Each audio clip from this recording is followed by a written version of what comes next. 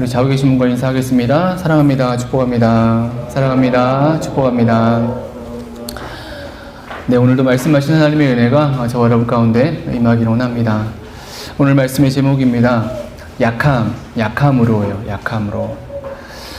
기도원의 말씀 두 번째 시간인데요. 이제 전쟁이 이제 벌어졌습니다. 7장 1절에 우리가 말씀을 읽었듯이, 그리고 또 사사기 6장 33절의 말씀에 기록되어 있듯이 미디안, 아말렉, 그리고 동방 사람들이 쳐들어와서 이제 기드온이 군사를 모아서 전쟁을 하게 되어진 것이죠. 사사라면은 응당해야 하는 일 중에 하나가 전쟁이 있습니다. 그래서 이 기드온도 사사로서 전쟁을 하게 된 것이지요. 그리고 우리가 읽진 않았지만 잘 알고 계시듯이 결론적으로는 기드온이 이스라엘이 승리를 하게 되어집니다. 그런데 우리는 이 기드온의 이 전쟁의 이야기를 보면서 우리가 좀 놀라운 내용을 우리가 이제 보게 되어지죠.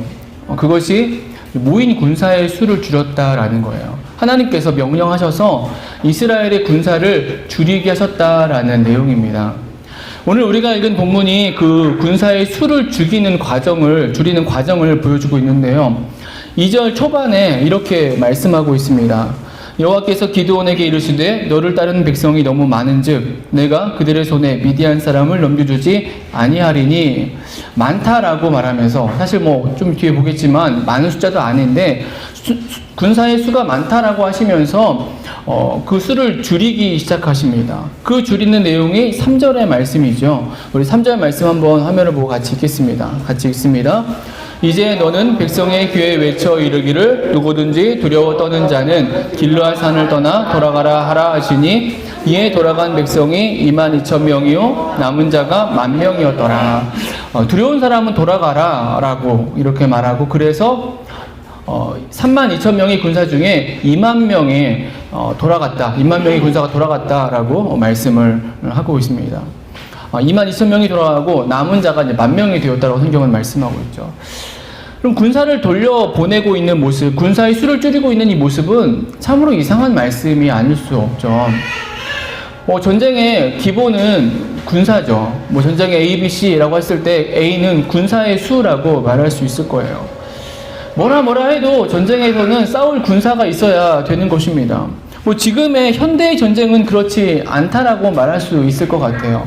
현대화된 무기와 또 드론이며 또는 무선으로 조정하는 공격 무기들이 많아서 로켓이며, 그래서 굳이 이 시대에는 군사의 수가 큰 의미가 없다라고 말할지 몰라도 본문의 당시는 고대의 시대이고, 이 고대의 시대 속에서는 전쟁에 승리하려면 무엇보다도 사람의 수, 군사의 수가 우선인 것이 전쟁의 내용이 될 수 있다는 것입니다.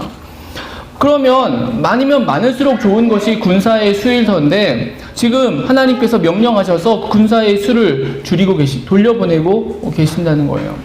그리고 더 놀라운 것은 남아있는 10,000명의 군사 중에서 그 10,000명의 군사의 수도 더 줄이고 있습니다. 자그마치 300명으로 줄이셨다라는 것이죠. 그 말씀이 6절, 7절의 말씀인데요. 물가로 가서 군사들에게 물을 먹게 하고 그 물을 먹는 모습, 자세로 숫자를 줄이고 계신다라는 거예요. 그래서 자그마치 300명의 군사만 남기셨다는 것입니다.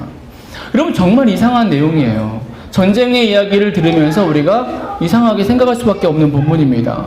3만 명이 넘는 군사가 모였는데 다 돌려보내고 300명의 군사만 남기셨다라는 것이죠. 지금 기드온이 맞닥뜨려서 싸워야 되는 적군의 수, 대적의 수는 8장 10절의 말씀 보시면은 그 미디안과 아말렉과 동방의 사람들이 13만 5천 명인 것을 우리가 알 수 있습니다. 지금 13만 5천 명과 싸워야 되는데 하나님께서는 이스라엘의 군대를 300명만 남도록 하셨다라는 것이죠. 여러분, 말이 안 되는 상황이죠. 기본적으로 말이 안 되는 상황이에요. 병법에 보면은 적을 공격할 때에 포위해서 공격하려면은 적의 수보다 10배가 있어야 되고, 그리고 공격을 하려면은 적어도 5배가 돼야 된다, 더 많아야 된다라고 얘기를 해요. 그리고 적어도 2배 정도는 돼야 전략적으로 공격할 수 있다라고 이야기를 합니다. 그리고 수가 비슷하거나 그러면은 공격하지 말고 수비하는 게 유리하다라고 이야기를 합니다. 그리고 만약에 숫자가 적거나 또는 환경이나 조건이 열세에 있다면은 그러면은 전쟁하지 말고 싸우지 말고 차라리 피하라라고 얘기를 하는 것이 병법에 쓰여져 있는 이야기예요. 여러분, 지금 이스라엘 백성들은 그러잖아도 숫자가 적은데 13만 5천 명과 3만 명도 적은데 오히려 하나님께서는 명령하셔서 모여든 그 군사의 수를 줄이고 있다는 것이죠. 여러분, 이것은 이 세상의 가치, 세상의 기준으로는 생각할 수 없는 말이 안 되는 상황이라는 것이죠. 그런데 중요한 사실은 이 300명으로 승리했다는 것입니다. 우리 22절, 23절 말씀 같이 읽겠습니다. 같이 읽습니다. 300명이 나팔을 불 때에 여호와께서 그 온 진영에서 친구끼리 칼로 치게 하심으로 적군이 도망하여 스레라의 베시다에 이르고 또 답닷에 가까운 아벨 무올라의 경계에 이르렀으며 이스라엘 사람들은 납달리 아셀과 온 므낫세에서부터 부름을 받고 미디안을 추격하였더라. 놀라운 장면이죠. 놀라운 일이 벌어진 것입니다. 세상의 방법과 세상의 기준을 따르지 않았음에도 400배가 넘는 군사와 싸워서 승리했음을 성경은 보여주고 있다는 것이죠. 여러분, 이 승리가 바로 오늘 우리가 보아야 될, 붙잡아야 될 은혜의 주제가 되고 있어요. 이것은 원리라는 것이에요. 하나님 나라의 원리입니다. 승리케 하시는 하나님 나라의 원리가 되어지는 것이죠. 오늘 이 기드온의 이 전쟁 속에 주어진 이들이 누린 승리는 그냥 단순히 놀랍다, 위대한 승리다, 그냥 주어진 승리가 아니라 사사기 시대를 이끌어 가시면서 하나님께서 보여주시고자 하는 하나님 나라의 원리를 담아서 보여주고 있다라는 사실이에요. 우리는 이 전쟁의 이야기 속에서 이 원리, 하나님 나라의 원리, 승리의 원리를 우리가 붙잡아야만 된다는 것이죠.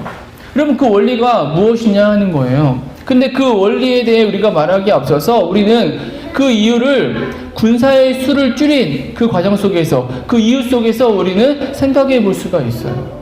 하나님께서 왜 모여든 군사의 수를 줄이셨냐라는 거예요. 그것도 어느 정도가 아니라 300명이라는 지극히 작은 수로 왜 줄이셨느냐. 여기에 하나님께서 원하시는 하나님 나라의 원리가 담겨져 있는 것입니다.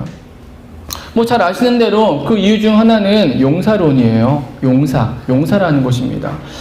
300명으로 400배가 넘는 13만 5천 명의 대군을 물리쳤다라는 것은 두말할 것 없이 그 300명이 용사다라고 이야기를 하는 것이죠. 그리고 하나님 나라는 이러한 용사가 필요하다라는 것으로 이어질 수가 있겠죠. 하나님께서 특별하게 남기신 그 300명의 군사였고 그들은 그러한 용사였고 하나님 나라의 원리는 그러면 용맹함이라는 거예요. 이런 용맹함과 용감함이 있는 자들을 통해서 하나님 나라는 세워져 간다라고 말할 수 있는 것이죠. 물론 근거도 있습니다. 남겨진 300명의 군사는 3절에 우리가 아까 말씀을 읽었듯이 두려워 떠는 자는 돌아가라 라는 명령에 돌아가지 않은 사람이었어요. 적어도 두려워하지 않는 사람들. 대적 앞에서 두려워하지 않는 사람들이었어요. 300명이. 말씀을 보면 그렇습니다. 그리고 두 번째 또 군사의 수를 줄이는 방법에서 보면 물가에서 물을 먹는 모습을 통해서 수를 줄이고 있죠. 근데 그 모습을 통해서 그 남겨진 300명이 가졌을 법한 그의 중심들 또는 그의 인물됨을 우리가 충분히 생각해 볼 수도 있어요. 6절, 7절의 말씀인데 우리 같이 한번 읽어보죠. 화면을 보고 6절, 7절 같이 읽습니다. 손으로 움켜 입에 대고 핥는 자의 수는 300명이요 그 외의 백성은 다 무릎을 꿇고 물을 마신지라. 여호와께서 기드온에게 이르시되 내가 이 물을 핥아 먹은 300명으로 너희를 구원하며 미디안을 내 손에 넘겨 주리니 남은 백성은 각각 자기의 처소로 돌아갈 것이니라 하시니, 군사의 수를 줄이는데 물을 먹는 모습, 특별히 무릎을 꿇지 않고 개처럼 물을 핥아 먹은 사람, 손으로 먹었는지 굽혔는지 약간 이 성경의 말씀은 두 가지를 다 보여주고 있는데 중요한 사실은 무릎을 꿇지 않고 그 다음에 개처럼 혀로 물을 핥아 먹었다라는 거예요. 그 300명만 남겼다는 거예요. 그 모습이 어떤 모습일 것인가 라고 생각해 봤을 때에 적어도 무릎을 꿇지 않았다는 것, 그리고 물을 개처럼 핥아 먹었다는 것은 눈을 치켜뜨고 주변을 보면서 전쟁의 상황 속에서 경계하면서 예민하게 민첩하게 모습 서 있었던 것을 우리가 볼 수 있다는 거죠. 그리고 무릎을 꿇지 않았다라는 말 속에서 이런 이야기들을 하기도 합니다. 당시에 우상을 숭배한 자들이 행하는 기본적인 모습이 무릎을 꿇었다는 거예요. 그런데 적어도 이 300명은 무릎을 꿇지 않고 물을 먹었기 때문에 무릎을 꿇지 않는 자들, 우상을 숭배하지 않았던 자들이라고 생각할 수가 있다는 거죠. 그러니까 용사라는 거예요. 충분히 300명이, 남긴 300명이 용사의 모습으로 설명할 수도 있다는 것입니다. 여러분, 좀 된 영화인데요. 300이라는 영화가 있었죠. 300이라는 제목 영화가 있었습니다. 기원전 480년에 페르시아와 스파르타가 싸웠던 전쟁, 테르모필레 전투를 영화한 영화인데요. 당시에 100만 명의 군사를 이끌고 페르시아의 왕이 쳐들어왔고, 유럽이 다 그 군대에 휩쓸린 상황이었는데, 이 그리스의 연합체 중에 하나였던 스파르타의 왕이 300명의 용사들과 나가가지고 길목에 서가지고 그들과 맞닥뜨렸다는 거예요. 그러면서 시간을 벌어졌고, 그 벌어진 시간 동안에 그리스 연합체가 연합을 해서 이 페르시아의 대군과 싸웠다라는 그 이야기를 담고 있는 역사입니다. 여러분, 이 영화 속에 나오는 300명은 용사였어요. 용사입니다. 싸우는 대로 태어나가지고, 전쟁에서 태어나가지고 자신에게 주어진 의무를 전쟁터 속에서 죽음으로 지켜냈던 일당백의 용사들이 이 300명이었어요. 이건 역사의 평가니까요. 여러분, 오늘 기드온의 300명의 군사도 그 정도는 아닐지라도 적어도 그러한 대표성을 띨 수 있는 용사로 볼 수 있다는 것이죠. 그리고 그렇게 봤을 때 그 이야기의 끝에는 이런 말이 가능하겠습니다. 우리도 여러분들도 그런 용사가 되어야 된다는 것이죠. 하나님 나라를 세워감에 있어서 그러한 용사의 모습으로 서야 된다라는 것이죠. 실제로 성경에는 용사들이 많이 등장합니다. 우리가 잘 아는 다윗이 용사였고요. 그리고 다윗의 부하들이 용사였어요. 성경은 그렇게 그들을 평가하고 있습니다. 그렇다면 하나님 나라의 군사로 불려진 우리가 용사의 모습으로 이 땅을 살아갈 충분한 이유가 있다라는 것이죠. 저와 여러분이 우리 그 공동체 교회가 이 땅의 마지막 삶을 살아가면서 그저 그런 인생들이 아니라 충분히 용사다운 모습으로 우리에게 주어진 삶을 살아가는 은혜가 있어지게 되길 간절히 소망합니다. 여러분, 그런데 이 기드온의 300명이 정말 용사였을까라고 생각해 봤을 때 우리는 조금 더 성경적인 답을 찾을 필요가 있습니다. 사실 오늘 본문 가운데 그 300명이 어떤 사람인지를 실제적으로 말씀해 주고 있어요. 그 말씀이 7장 2절의 말씀이죠. 우리 7장 2절 같이 읽겠습니다. 여호와께서 기드온에게 이르시되 너를 따르는 백성이 너무 많은즉 내가 그들의 손에 미디안 사람을 넘겨주지 아니하리니 이는 이스라엘이 나를 거슬러 스스로 자랑하기를 내 손이 나를 구원하였다 할까 함이니라. 하나님께서 명하고 계시는 군사의 수를 줄이신 그 이유입니다. 말도 안 되게 300명까지 줄이신 그 이유 무엇이냐? 이는 이스라엘이 나를 거스러 스스로 자랑하기를 내 손이 나를 구원하였다 할까 함이었다라는 거예요. 그러니까 승리한 후에 이스라엘 백성들이 자신들의 힘으로 승리했다라고 스스로 자랑할까 해서 자랑하지 못하게 하시려고 군사의 수를 줄이셨다라고 말씀하고 있는 것이죠. 여러분, 이것이 이 300명의 실제 의미예요. 기드온의 300명의 군사의 실제 의미입니다. 이 300명을 통해서 하나님이 바라시는 거예요. 바라신 것입니다. 스스로 자랑하지 못하도록, 스스로 자랑하지 말도록 하나님은 원하셨다는 거예요. 하나님 나라의 그 그림 안에서. 이 300명이 용사였던, 우리가 속칭히 하는 그냥 용사였든지 아니면 용사가 아니었든지 간에 중요한 사실은 그 승리의 결과로 스스로 자랑하는 것, 그것을 하지 못하게 하시려고 하나님이 행하신 전투가 기드온의 이 전투고 이 300명의 의미가 된다는 것이죠. 여러분, 이렇게 본다면 우리는 이 300명의 군사에 대해서 전혀 다른 접근이 가능하게 되어지는 거예요. 용사로서의 300명이 아닌 진짜 300명이 가진 의미입니다. 즉, 이 전쟁의 영광이 오직 하나님께로만 높여졌다라는 거예요. 이게 하나님의 뜻하심입니다. 하나님만 영광 받으셨다는 거예요. 그렇게 해서 줄여진 이 300명은 이런 의미 속에서 해석되고 이런 의미 안에서 이해되어져야 되는 존재라는 것입니다. 다시 말해, 기드온과 그의 300명의 군사가 스파르타의 300명의 용사와 같지 않을 수밖에 없다는 거예요. 그 의미가 될 수 없는 것입니다. 스파르타의 300명은 용사였다라고 말씀을 드렸습니다. 태어나면서부터 전사로 길러졌어요. 그들은 싸우는 것이 그들의 인생의 이유고 목적이에요. 그게 영광이에요. 그들의 모든 것입니다. 그리고 그들은 정말 그 이름에 걸맞게 싸우다가 죽었어요. 그리고 역사는 그들을 칭송합니다. 페르시아의 그 100만의 대군을 맞닥뜨려서 싸웠던, 마지막 한 사람까지 죽어가면서 싸웠던 사들이 그 스파르타의 300명이라고 역사는 평가하고 있다는 거예요. 여러분, 그런데 오늘 본문의 기드온의 300명의 군사는 전혀 다른 배경을 가지고 있다는 거예요. 기드온의 300명의 군사는 전쟁에서 죽지 않았습니다. 살아남았어요. 한 명도 죽지 않았어요. 하지만 이 기가 막힌 전쟁 속에서 살아남고 승리했음에도 불구하고 그들에게는 조금도 영광이 돌아가면 안 된다는 거예요. 조금도 그들을 향해서 칭송받으면 안 되는 것, 이것이 이 전쟁의 법칙이 되고 있다는 것이죠. 철저하게 이 승리가 하나님께로만 올라가게 하는 것, 이게 하나님 뜻하신 바가 된다는 거예요. 그리고 그것을 위해서 줄여진 자들이 300명의 숫자가 되고 있다는 거예요. 용사로서 멋지게 싸우고, 그리고 많은 사람들로부터 칭송을 받게 하기 위해서, 그리고 많은 사람들도 본이 되기 위해서, 그래서 세워진 300명이 아니라, 그래서 선택받은 300명이 아니라, 오히려 승리했다라고 말할 수 없는, 그들의 용맹을 칭송받지 못하도록 하기 위해서 줄여진 사람들이 300명이 되고 있다는 것입니다. 여러분, 그러면 우리는 이런 결론에 도달하게 되는 거죠. 기드온의 300명의 군사는 용사가 아니라는 거예요. 이 300명의 군사는 전혀 용사다운 면모가 없었을 수 있다는 거예요. 이게 더 이 7장 2절의 말씀에 합당한 표현입니다.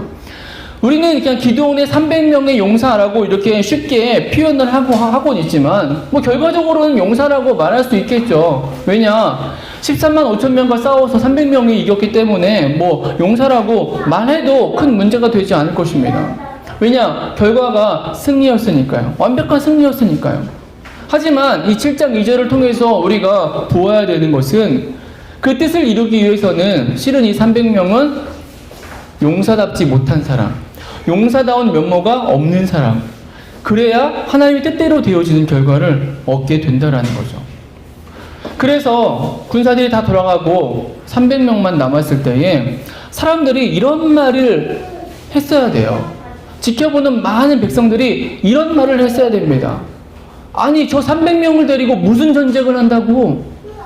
아니, 그 사람도, 그 장군도 그 300명이 들어가지 않았어? 누가 그 300명이 들어갔다고?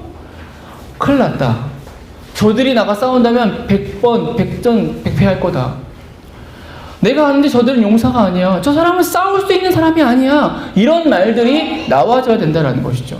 여러분, 이 정도는 들어야, 이 정도 평판은 들어야 이 전쟁이 승리로 끝났을 때에 사람들은 말할 수 있는 거예요. 승리했어? 정말로 승리했어? 하나님께서 하셨구나. 하나님께서 역사하셨구나. 하나님께로 향한 영광이, 칭송들이 올려지게 된다라는 것이죠. 여러분, 이 기드온의 300명에 가진 의미입니다. 그리고 하나님 나라의 원리가 되어지는 것이죠. 300명은 용사가 아니었다는 것이죠. 하나님이 용사였다라는 것입니다. 하나님 나라는 용사들에 의해 세워져 가는 것이 아니라 하나님 자신에 의해 세워져 간다라는 거예요. 이게 하나님 나라의 모습이 되고 있다는 것이죠. 여러분, 우리가 오늘 말씀을 들으면서 제가 오늘 본문의 기드온의 300명의 이 말씀에 대해서 그들은 용사가 아니었다, 그러니 우리도 용사가 되지 말자, 이런 얘기를 하는 것이 아닙니다. 앞에서도 말씀드렸지만은 우리가 이 땅에 부름받았고 하나님 주신 사명 가지고 살아간다면, 크리스찬으로 살아간다면 우린 용사가 되어줘야 돼요. 용사처럼 살아가야 되는 거죠. 믿음의 용사, 세상에 말하는 인본주의적인 용사가 아니라 신앙 안에서 믿음의 용사로 우리가 서 나가야 된다는 것입니다. 하지만 그럼에도 불구하고 오늘 기드온의 말씀을 통해서, 이러한 전쟁을 통해서 하나님이 의도하신 바 우리는 봐야 된다는 거예요. 기억을 해야만 한다는 것입니다. 용사가 아니었을 확률이 더 큰, 어쩌면 더 평범함보다 못한 사람이었을 그 300명을 통해서 하나님이 계획하신 것, 그러기 위해서 자랑하지 못하게 하셨고, 자랑할 수 없게 하셨고, 오히려 연약하게 만드셨고, 그래서 강한 하나님의 능력을 보여주신 것, 여러분, 이것이 하나님의 의도가 되고 있다는 거예요. 그리고 이 마지막 시대에 하나님께서 뜻하시는 하나님 나라의 원리가 되어진다는 것이죠. 저는 그것을 오늘 말씀의 제목을 약함이라고 정하게 된 것입니다. 결국 약함이라는 거예요. 하나님께서 온전히 높아지기 위해서 우리에게 필요한 것은 무엇인가? 나에게 필요한 것은 무엇인가? 약해지는 거예요. 내가 여전히 강하고 내가 여전히 힘이 있고 내가 여전히 내 자존감이 높다면 우리는 하나님의 영광을 드러낼 수 없어요.